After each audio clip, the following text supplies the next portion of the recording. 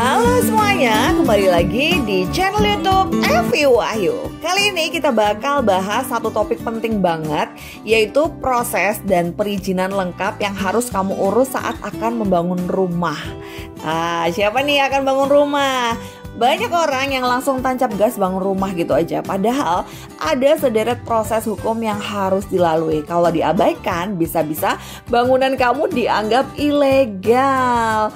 Yuk kita bahas pelan-pelan ya, dan lengkap biar nggak ada yang terlewat. Tapi seperti biasa nih, yang belum subscribe, jangan lupa subscribe dulu ya. Subscribe dulu.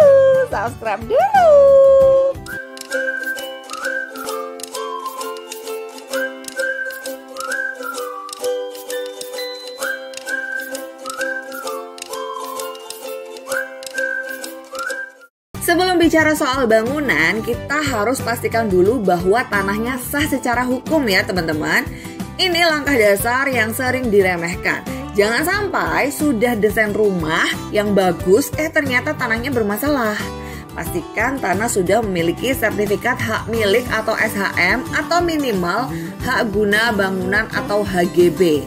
Nah, kalau teman-teman baru beli tanahnya nih, harus segera dibalik nama tanahnya ini ke atas nama kamu sendiri. Jangan ditunda-tunda karena nanti akan ribet saat pengurusan izin bangunannya ya. Oh ya, kalau tanahnya warisan atau hibah, pastikan juga sudah ada akta waris ya teman-teman, atau akta hibah notaris yang sah.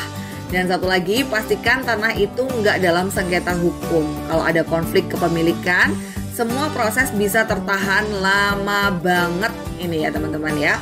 Oke, jangan langsung bangun rumah cuma karena tanahnya kosong ya teman-teman. Kita harus lihat dulu nih, apakah tanah itu berada di zona peruntukan pemukiman. Nah, caranya teman-teman itu cek di RT atau RW atau RDTR alias Rencana Tata Ruang Wilayah. Nah, di sini teman-teman bisa tanya ke dinas tata ruang di kota teman-teman atau akses online di portal oss.go.id.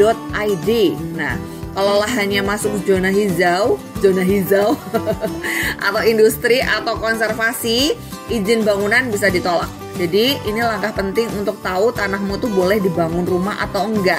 Jadi sebelum kita beli itu ya, kita pastikan dulu nih tanahnya itu emang bisa digunakan untuk pemukiman atau enggak gitu. Jangan sampai udah dibeli, udah balik nama dan lain sebagainya, tiba-tiba pas mau bangun ternyata tanah ini masuk zona hijau atau industri atau konservasi gitu. Jadi kita nggak bisa bangun, sedih banget ya. Oke, ini bagian intinya. Kita ajukan izin atau persetujuan bangunan gedung ya. Oke, dulu kita kenal yang namanya IMB atau izin mendirikan bangunan. Tapi sekarang sejak tahun 2021 IMB sudah diganti jadi PBG sesuai dengan aturan pemerintah pusat. PBG itu panjangnya adalah Persetujuan Bangunan Gedung. Nah, apa itu PBG? PBG itu adalah Persetujuan Bangunan Gedung, yaitu dokumen resmi yang menyatakan bahwa rencana bangunanmu itu sudah sesuai dengan tata ruang dan teknis konstruksi. Nah, diurusnya ini di mana gitu? Bisa diurus lewat OSS atau Online Single Submission. Atau datang langsung ke dinas PTSP atau pelayanan terpadu satu pintu di daerah kalian ya. Teman-teman bisa search di daerah teman-teman itu di mana tuh ya, atau coba dulu pakai OSS, Online Single Submission. Nah, dokumen yang perlu disiapkan biasanya itu meliputi ya, pertama fotokopi sertifikat tanah atau surat ukur. Maksudnya fotokopi sertifikat tanah plus surat ukur. Kemudian KTP pemilik, gambar rencana arsitektur lengkap, harus dari arsitek yang punya STR ya, jangan sampai teman-teman sok-sokan aja bikin gitu ya, bikin sendiri ya nggak apa-apa sih. Kayak misalnya kalau saya lulusan teknik sipil gitu, bikin gambar sendiri ya bisa juga. Cuman yang ditakutkan di sini itu ternyata nanti kekuatannya itu nggak sesuai dan gitulah, ribet gitu ya. Jadi ini pastikan ini kita bikin gambarnya itu dari arsitek yang punya STR supaya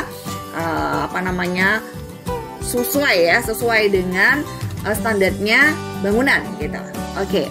Kemudian ada rencana struktur bangunannya supaya tahu ya kekuatannya dan lain sebagainya. Karena waktu itu pernah di daerah dekat saya itu kan, karena kami tinggal di daerah bukit-bukit gitu ya, dia bangun di lereng sungai gitu ya, nggak tahu dia udah izin atau belum.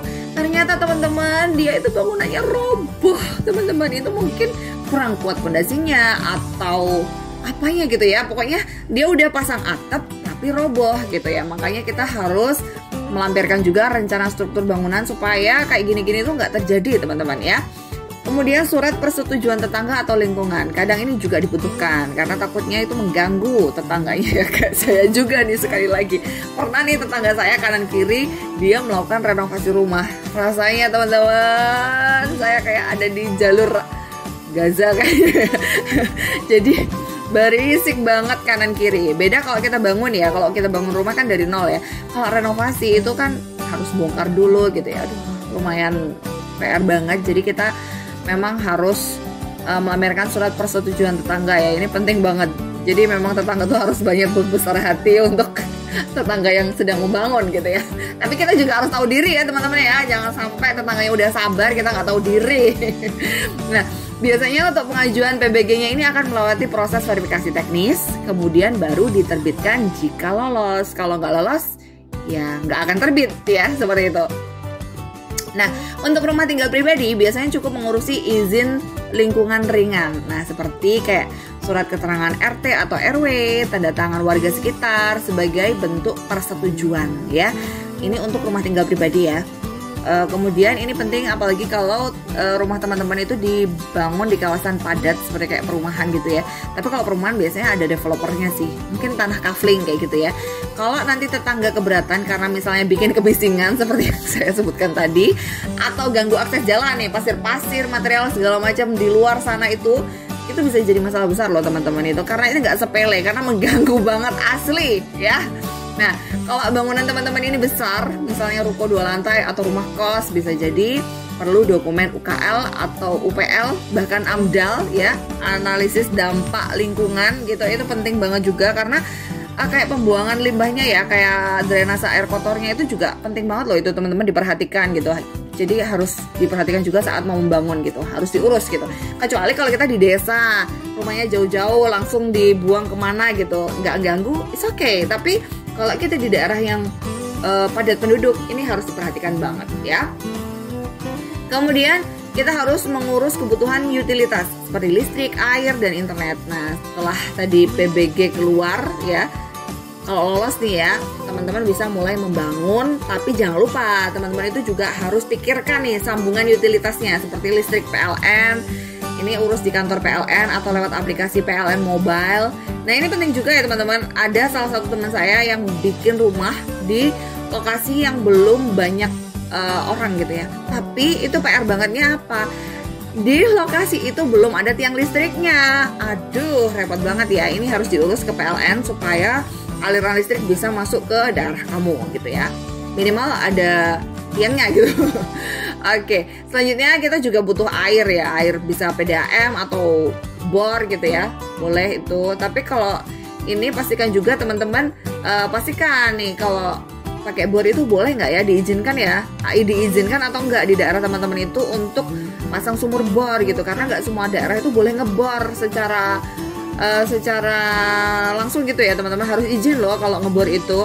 Atau teman-teman bisa pasang air PDAM ya, tergantung di lokasi teman-teman itu pakai air PDAM atau sumur atau apa gitu ya. Ini kalau untuk PDAM biasanya diurus di dinas air setempat. Kemudian teman-teman juga harus perhatikan sistem pembuangan air limbah nih, harus jelas ya, jangan sampai merugikan lingkungan seperti yang saya katakan tadi. Ini penting banget. Kemudian internet dan telepon, kalau teman-teman butuh koneksi cepat bisa ajukan ke penyedia layanan sedari awal ya. Kadang PLN dan PDAM ini juga butuh salinan PBG ya teman-teman, atau surat izin lingkungan. Dan jadi pastikan dokumen teman-teman itu lengkap ya sebelum membangun. Ini kalau misalnya kita ngomongnya di desa itu rasanya nggak penting, tapi kalau kita bangunnya di kota ini penting banget nih, akan jadi masalah kalau nggak kita urus. Nah, sekarang selanjutnya teman-teman, di bagian ini nggak kalah penting ya, kita bahas secara kasar beberapa dana yang diperlukan untuk teman-teman siapkan ya, untuk perkiraannya lah, minimal untuk teman-teman kayak ada bayangan gitu, harus berapa sih yang harus dia siapin gitu.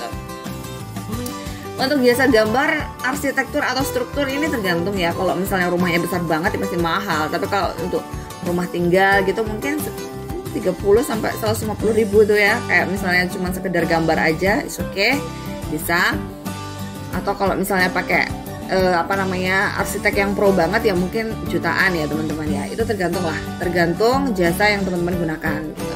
Kemudian biaya pengurusan PBG itu sebesar 1 juta sampai 10 jutaan tergantung luas bangunan dan lokasinya. Nah sekali lagi ya, kalau lokasinya di kota banget terus padat penduduknya gitu kemungkinan lebih mahal gitu ya. Kemudian biaya legalisasi dan notaris itu sekitar 1 sampai 5 jutaan. Kemudian retribusi daerah ini bervariasi ya tergantung peraturan daerahnya. Tapi ya teman-teman hati-hati juga. Seringkali kalau kita mau bangun rumah itu ternyata tiba-tiba kayak ada kalau di sini tuh kayak pecalang-pecalang gitu loh. Ya kalau misalnya emang beneran ya is okay. Tapi kadang ada yang ngaku-ngaku teman-teman. Jadi teman-teman cross check dulu untuk biaya-biaya ini tuh beneran resmi atau cuman kayak pungli aja tuh gitu ya. Kemudian biaya lingkungan izin RT RW itu biasanya juga ada biayanya, tapi sekarang mungkin juga udah gratis juga. Sukarela aja lah kayak ya udah berapa gitu ya. Tetap teman-teman siapin aja ya. Nah, kalau pakai konsultan bangunan atau pengembang bisa jadi mereka sudah pakai satu paket gitu ya. Tinggal teman-teman bayar aja berapa gitu. Tergantung jasanya itu loh gitu. Kemudian setelah semua perizinan beres, teman-teman bisa mulai bangun rumah. Nah, pastikan proses pembangunan mengikuti gambar yang disetujui dalam PBG ya teman-teman.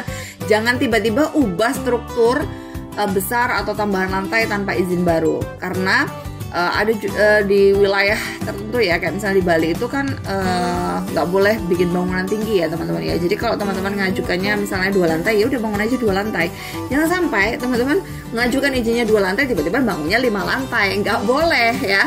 Dan apalagi di Bali nggak boleh bikin bangunan tinggi karena menurut adat gitu memang nggak boleh lebih tinggi dari pohon kelapa gitu ya, kalau nggak salah seperti itu. Jadi teman-teman harus sesuai gitu untuk perizinannya, karena apalagi kalau untuk view villa-villa gitu ya, kayak misalnya kita ngajukan 2 lantai ternyata 3 lantai, itu akan ganggu view yang lain kayak gitu, itu akan jadi masalah.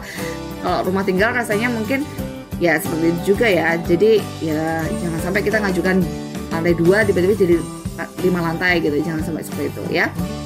Kalau ada perubahan besar, teman-teman harus revisi PBG dan ajukan ulang gitu ya.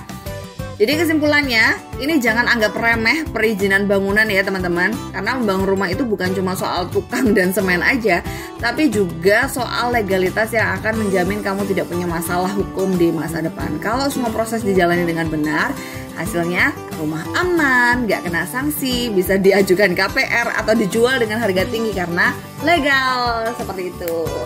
Jadi itulah tadi proses lengkap yang harus teman-teman lalui saat akan membangun rumah. Mulai dari legalitas tanah, cek tata ruang, urus PBG, hingga biaya-biayanya. Semoga penjelasan ini bermanfaat dan bisa jadi panduan buat kamu yang lagi siap-siap bangun rumah impian. Nah, kalau teman-teman suka konten seperti ini, jangan lupa like, subscribe, dan nyalakan loncengnya ya. Sampai ketemu di video-video berikutnya. Tetap semangat dan semoga lancar bangunannya. Bye! Terima kasih sudah nonton.